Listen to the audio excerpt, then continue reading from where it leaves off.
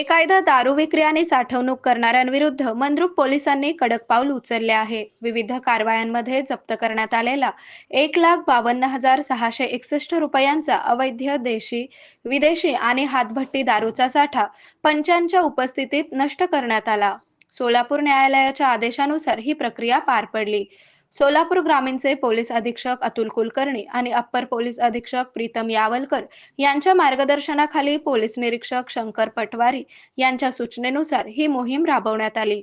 विविध गुन्ह्यात जप्त केलेल्या 90 मिलीलीटर, 180 मिलीलीटरच्या शेकडो बाटल्या नामांकित ब्रँड्सची विदेशी दारू आणि हजारो लिटर हातभट्टी दारू असा साठा पोलीस ठाणे परिसरातील एका खड्ड्यात ओतून पंचांच्या समोर तो फोडून नष्ट करण्यात आला. यावेळी पोलीस उपनिरीक्षक राज डांगे, सहाय्यक फौजदार पाटील आणि महिला पोलीस कॉन्स्टेबल कांबळे यांनी ही कायदेशीर प्रक्रिया पूर्ण केली.